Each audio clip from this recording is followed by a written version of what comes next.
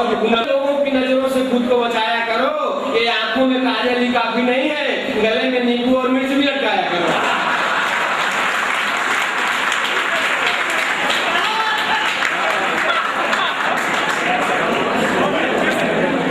अनिल भाई कह रहे हैं वंस मोर के चक्कर में हमारी आबादी 1.25 करोड़ हो गए, 1.25 करोड़ हो गए। ये महिलाएं टीवी होती है और पुरुष रेडियो होता है। आप सुन रहे हैं रेडियो को, अच्छा लगे तो सुनो, नहीं तो ठीक से बंद कर दो। तो महिलाएं टीवी होती है, इनको देखते रहिए, अच्छा लगे तो सुनो, नहीं तो आवाज कम कर दो, खाली देखते रहिए।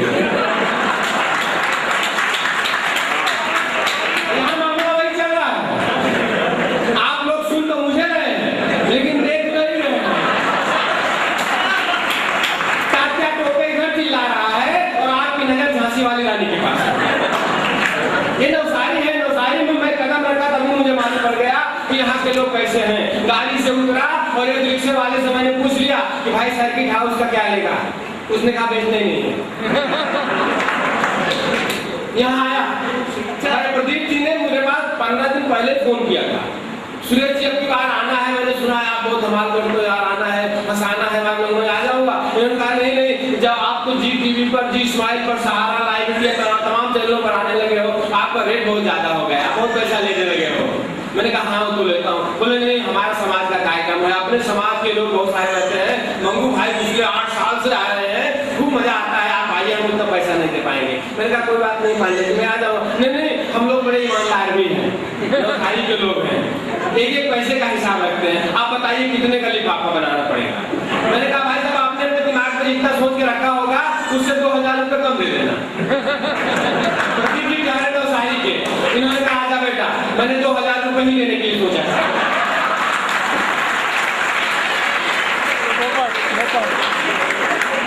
तो मैं तो आपके सामने सबसे निःशुल्क खड़ा हुआ, जब तक आपकी तालियां बजती रहेंगी तब तक कुछ सुनाने का प्रयास करूंगा, नहीं तो धीरे से बैठ जाऊंगा। नहीं बजाई तो मैं बता दूं, पिछले दिनों में सूरत गया था, एक बहुत बड़े महात्मा उनके मेरे पहुंच गया आशीर्वाद देने के लिए। उन्होंने मुझे आशीर्वाद दिया, जा बेटा तुम्हारी बातों पर और तुम्हारी कविताओं पर जो तालियां नहीं बजाएगा उसको अगले जन्म में घर घर जाकर तालियां बजानी पड़ेगी।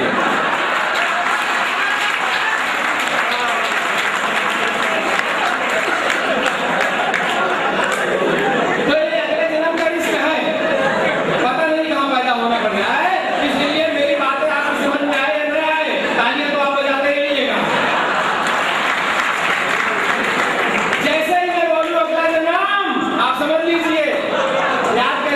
बजाते रहिएगा, क्योंकि मैं यहाँ आया, यहाँ के लोगों की चालाकी देखिए।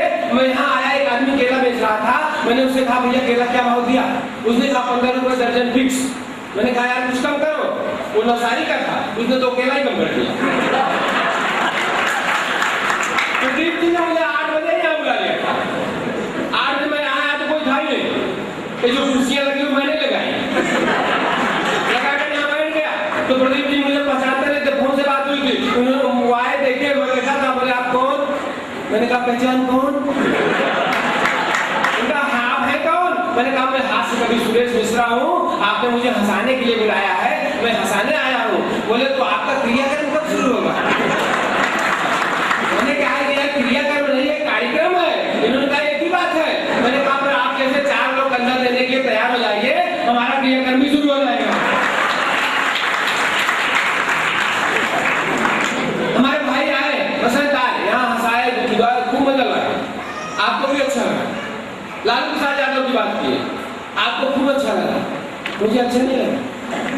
मैं तो हमेशा इनके सम्मान में 4 पंक्तियां करता हूँ और फिर इनके सम्मान में 4 पंक्तियां दे रहा हूँ, आप संभालिएगा। मजा आए तो फिर वैसा ही होना चाहिए,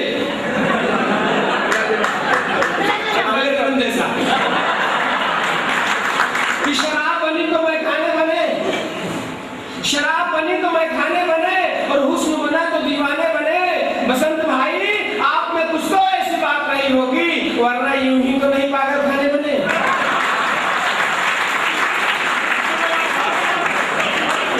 बसंत की आदत है, जहां भी जाता है ऐसे प्रभाव डालता है। किसी कोई नई आदत नहीं है, पुरानी आदत। इसकी एक बार शादी हो, बिहार में एक ही बार होती है। पंडित जी आपकी साइड में कैसी होती है? इनकी शादी हुई, उन्होंने सोचा कि अपनी पत्नी के ऊपर ऐसा प्रभाव डालूं कि मेरे जीवन भर की फैल हो जाए। इन्होंने 4 पंक्तियां लिखी कविता, और पत्नी से मिलते ही 4 पंक्तियां देवाया।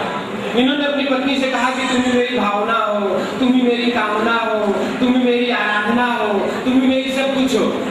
तो इनकी पत्नी भी सेम ही कवित्री निकल गई, उसने भी कविता में शुरू कर दिया। इनकी पत्नी ने कहा तुम भी मेरे रमेश हो, तुम भी मेरे दिनेश हो, तुम भी मेरे मुकेश हो, तुम भी मेरे मायके वाले सुरेश हो।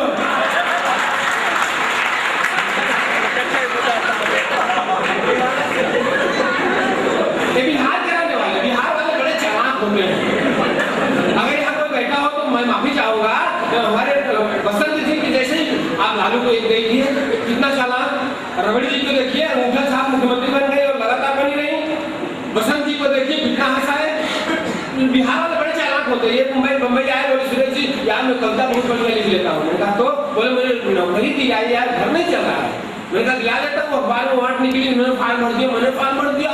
इंटरव्यू का कॉल लेटर एक ही दिन आ गया, दोनों बैठे हुए, आगे लाइन में बैठा, पीछे बैठे। बोले सुरेश जी यार रात में मैंने कब से मेरे धमाल तो किया था, लेकिन मैंने कोई तैयारी नहीं की। मैंने कहा मैं आइडिया बताता हूँ, मैं अंदर जाऊंगा, बाहर निकलूंगा, जो कुछ जो पूछेंगे मुझसे आपको बता दूंगा, याद करो नौकरी पक्की, टेंशन लेने की बात नहीं है। बोले हाँ। मैं बाहर निकला, बोले क्या पूछ रहे हैं? मैंने कहा एकदम सरल 3 प्रश्न। पहला प्रश्न पूछे कि हमारे देश का प्रधानमंत्री कौन है? तो सीधा सा उत्तर है डॉक्टर मनमोहन सिंह। इन्होंने रट लिया उत्तर। मैंने कहा दूसरा प्रश्न पूछते हैं हमारा देश आजाद कब हुआ? तो इसका भी सरल सा उत्तर है कि भाई 1857 में कोशिश शुरू हुई थी और 1947 में जाकर सफलता मिली। इन्होंने याद कर लिया। मैंने कहा तीसरा एकदम सरल प्रश्न, वो पूछते हैं मंगल ग्रह पर पानी है कि नहीं? तो इसका गोल मटोल उत्तर है कि भाई वैज्ञानिकों का यही विचार है, मगर आज तक कोई सिद्ध नहीं कर पाया। इन्होंने तीनों उत्तर रट लिया। इतना रटा कि इनको उत्तर को याद रखने को प्रश्न भूल गया। लेकिन बिहार के आदमी बड़े चालाक होते हैं, कोई बात नहीं है। बिहार होने का गौरव किस दिन मिलेगा? उत्तर तो याद है ना? जैसे इनका नंबर आया गुजराते अंदर, मंगू भाई इन्होंने कहा पूछो जहां से पूछना हो। सामने वाले ने पूछा क्या ओवर कॉन्फिडेंस? अच्छा पहले ये बताओ कि तुम्हारा नाम क्या है? इन्होंने कहा हुआ था, बोले डॉक्टर मनमोहन सिंह।